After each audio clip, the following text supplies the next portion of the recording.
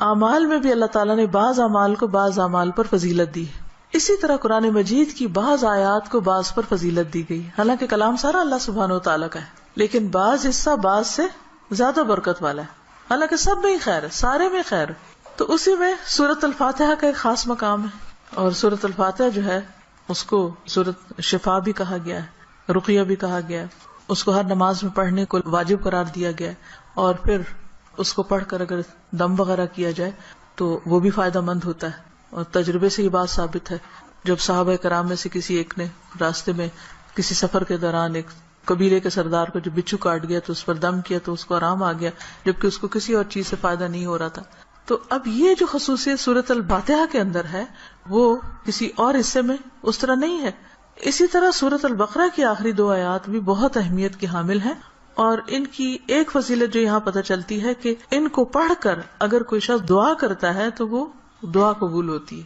ایک اور حدیث میں آتا ہے، عبداللہ بن مسعود سے روایت ہے کہ جب رسول اللہ صلی اللہ علیہ وسلم معراج پر تشریف لے گئے تو آپ سدرۃ المنتہا تک پہنچے. زمین سے جو کچھ بھی چڑھتا ہے وہ یہیں آ کر ٹھہر جاتا ہے، پھر لے لیا جاتا ہے، اور جو اوپر سے اترتا ہے وہ بھی یہیں ٹھہر جاتا ہے، پھر لے لیا جاتا ہے. اللہ تعالیٰ نے فرمایا یخشی السدرۃ ما یخشی، جب ڈھانپ رہا تھا سدرہ کو جو کچھ کے ڈھانپ رہا تھا. جب نبی صلی اللہ علیہ وسلم معراج پر تشریف لے گئے تو جو بیری کا درخت تھا اس کے اوپر جو روشنی تھی اس کی بات ہو رہی ہے. عبداللہ نے کہا کہ سونے کے پتنگے تھے وہ جو اوپر چھا رہا تھا. پھر رسول اللہ صلی اللہ علیہ وسلم کو وہاں 3 چیزیں دی گئی تھی. ایک تو 5 نمازیں، دوسری سورۃ البقرہ کی یہ آخری آیات، اور تیسری آپ کی امت میں سے اس شخص کے باقی تمام تباہ کرنے والے گناہوں کو اللہ نے بخش دیا جو اللہ کے ساتھ کسی کو شریک نہ ٹھہرائے، جو شرک نہ کرے. تو یہ 3 چیزیں ملی تھی جن میں نماز کا ذکر عام طور پر ملتا ہے کیونکہ اس کے بارے میں مزید وضاحت سے احادیث بھی ہیں. تو اس حدیث سے کیا پتہ چلتا ہے کہ سورۃ البقرہ کی آخری 2 آیات عرش کے نیچے سے ایک خاص خزانے سے نصیب ہوئی ہیں، اور یہ نبی صلی اللہ علیہ وسلم ہی کو ملی ہے، باقی انبیاء کو نہیں دی گئی. ایک اور روایت سے پتہ چلتا ہے، نعمان بن بشیر سے روایت ہے کہ نبی صلی اللہ علیہ وسلم نے فرمایا کہ اللہ تعالیٰ نے آسمان و زمین پیدا کرنے سے 2000 سال پہلے ایک کتاب لکھی. اس کتاب میں سے 2 آیات اتاری جن کے ساتھ سورۃ البقرہ کو ختم کیا. کب کی بات ہے یہ؟ زمین و آسمان کے پیدا کرنے سے 2000 سال پہلے کی بات. قلم کب پیدا ہوا تھا؟ 50,000 سال پہلے، باقی چیزوں کی تخلیق کے. جس گھر میں 3 رات یہ آیات پڑھی جائیں شیطان اس کے قریب نہیں آتا. رسول اللہ صلی اللہ علیہ وسلم نے فرمایا مجھے سورۃ البقرہ کی آخری آیات عرش کے نیچے ایک خزانے سے دی گئی.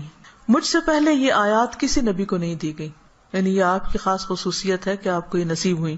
اور پھر ایک اور جگہ یہ بات بھی پتہ چلتی ہے ان آیات کے بارے میں کہ جو شخص رات کے وقت ان آیات کو پڑھ لیتا ہے تو وہ اسے ہر چیز سے کافی ہو جاتی.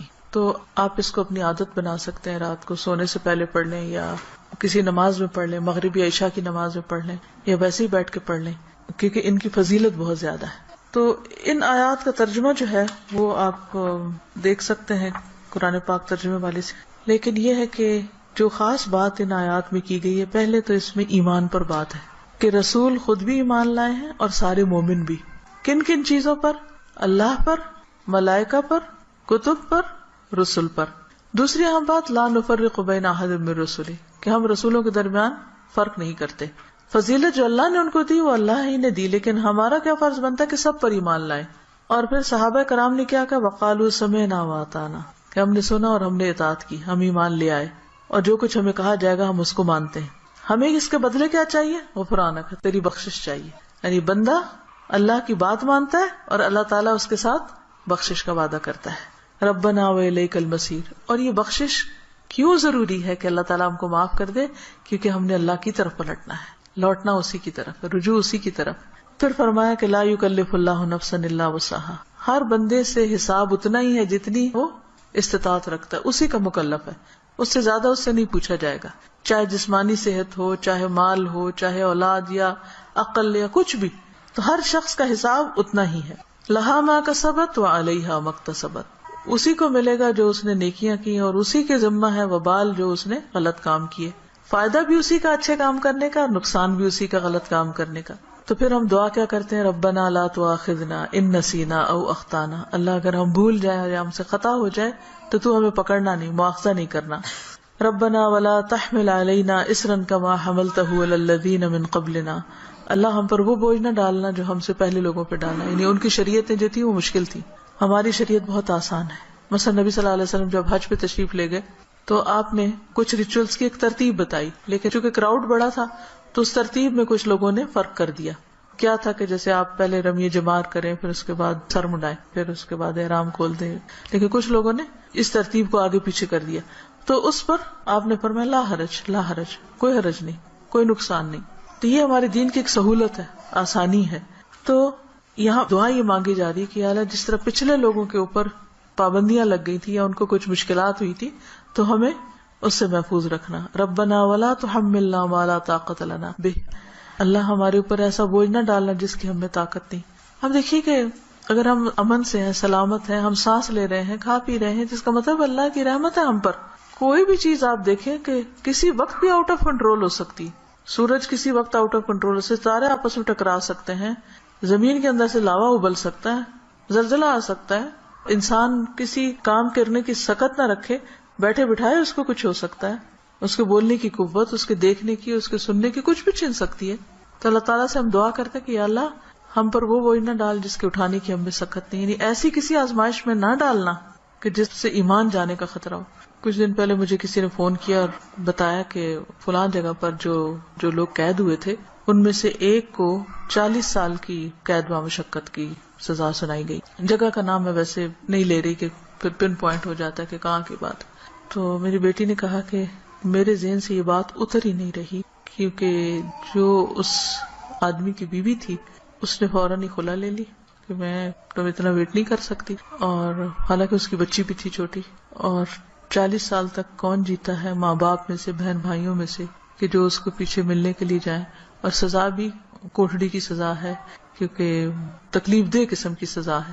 تو وہ کہتی اس شخص کی بیوی نے خود آ کے بتایا کہ میں یعنی کہ کس طرح یہ سب کچھ ہوا اور کیسے وہ پکڑا گیا اور کیسے سزا ہوئی, کس طرح میں نے خلا لے لی اور اب میں خود ارن کر رہی ہوں, اپنا زندگی چلا رہی ہوں. کہتی کہ مجھے جو چیز بہت زیادہ ڈسٹرب کر رہی ہے وہ یہ کہ دنیا میں بھی بعض اوقات لوگوں پر ایسی بڑی بڑی تکلیفیں آ جاتی ہیں کہ جس میں سارے ہی ساتھ چھوڑ جاتے ہیں, تو قبر میں کیا ہوگا, جہنم میں کیا ہوگا, کوئی حال نہیں پوچھنے آئے گا. اس لیے بہت ضروری ہے کہ ہم ایک تو دنیا میں بھی ایسی آزمائشوں سے پناہ مانگیں, کیونکہ آپ دیکھیں کہ آپ کو 40 سال ایک کمرے کے اندر رہنا پڑے یا ایک 4 دیواری کے اندر رہنا پڑے تو انسان کی حالت کیا ہو جائے. ہم اچھے بھلے کھاتے پیتے چلتے پھرتے, ہم کہتے ہیں جی اب ہمارے فزیکل چینجز آ رہے ہیں, اب ہم جوان ہو رہے ہیں, اب ہم بوڑھے ہو رہے ہیں, اب ایسا ہو رہا ہے, ابھی ویسا ہو رہا ہے. تو ایک شخص جس کی جوانی بڑھاپا سب کچھ ایک جیل کے اندر گزرے, اس کی کیفیت کیا ہو سکتی ہے جس کی کہ مجھے 40 سال یہاں رہنا ہے, 40 سال یہاں, اس کے لیے تو زندگی ایک طرح سے ختم ہے. تو میں نے اس کو سمجھایا کہ دیکھو 40 کے بعد نکلے گا تو صحیح نا, اگر زندہ رہا, اول تو پتہ نہیں کب تک زندہ. سوچو ان لوگوں کے بارے میں, تم اس سے زیادہ ڈسٹرب ہو تم ان کے بارے میں کہ جو قبر میں اس سے بڑی جیل میں, اور جو آخرت میں پکڑے جانے والے ہیں, ان کا کیوں نہیں تم سوچ رہی, ان کے لیے کچھ کرو. ہم سب کا فرض بنتا ہے کہ کوئی اچھی بات ہمیں پتا ہے تو ہم دوسروں کے ساتھ شیئر کرتے رہیں تاکہ وہ بھی گناہوں سے بچیں. اسی سے آپ سوچیں کہ دنیا میں 40 سال ایک جیل میں گزارنا ایک وحشت ناک تصور لگتا ہے, کیونکہ ہم ریلیٹ کر سکتے ہیں نا اس کو. لیکن قبر میں کوئی چلا جاتا مٹی کے نیچے, بھول گئے سب کون گیا کیا ہوا, وہاں تو کسی کی چیخ بھی باہر نہیں سنائی دینی. اور لوگ کیسے کیسے غلط کام کر رہے ہیں, خود ہم پتہ نہیں کہاں کہاں غلطیاں کر رہے ہیں. اللہ تعالیٰ ہم سب کو معاف کر دے. تو بات یہ ہے کہ اللہ سے یہ دعا مانگتے رہنا چاہیے کہ یا اللہ ایسی ہمارے اوپر آزمائش نہ لانا, ایسی مشقت نہ آئے کہ جس کو ہم اٹھا نہ سکے, چاہے وہ کوئی بیماری ہو, کوئی مرض ایسا ہو. آپ دیکھیں کہ بعض بیماریوں میں پین ہوتی ہے, بعض میں تکلیف ہوتی ہے, ناقابل برداشت حد تک تکلیف ہوتی. اس وقت انسان کے لیے صبر کرنا اور اپنے آپ کو کنٹرول میں رکھنا کہ منہ سے کوئی غلط بات نہ نکلے, اور اگر منہ سے تو چھوڑے دماغ میں بھی برا خیال نہ, کیونکہ حدیث میں آتا نا کہ تم اس وقت تک نہ مرو جب تک تمہارا حسن ظن اللہ کے بارے میں نہ ہو. اس کا مطلب نہیں کہ موت اپنے ہاتھ میں لے لو, اس کا مطلب یہ ہے کہ مرتے وقت تم اللہ سے اچھا ہی گمان رکھو تو تمہیں موت آئے. لیکن آپ کو پتہ ہے جب تکلیف کی شدت ہوتی ہے نا تو گمان اچھا رکھنا سب سے مشکل کام ہے, بہت مشکل. اس وقت مایوسی کی طرف سوچ ہو جاتی ہے فوراً. تو ربنا ولا تحملنا ما لا طاقت لنا بہ, اللہ ہم پہ وہ بوجھ نہ ڈال جس کے اٹھانے کی ہمیں طاقت ہی نہیں, ہم بہت کمزور انسان ہیں. ربنا ولا تحملنا ما لا طاقت لنا بہ واعف عنا واغفر لنا وارحمنا. یہ جو 3 لفظ ہیں جب انسان پڑھتا ہے تو سوچتا ہے یہ ایسا کیوں ہے، معاف کر دے، بخش دے، رحم کر، کیونکہ یہ بہت شدید ضرورت ہے ہماری کہ اللہ ہم کو معاف کر دے. ہم بہت غلطیاں کرتے ہیں، یعنی اس میں تاکید اور تکرار ہے. واعف عنا واغفر لنا وارحمنا. اگر شعوری طور پہ ہم ہر روز پڑھیں کم از کم ایک دفعہ تو کتنا فائدہ ہو سکتا ہے. انت مولانا فانصرنا علی القوم الکافرین. تو ہمارا مولا ہے تو دنیا میں بھی تو ہمیں کافر لوگوں پر مدد دے.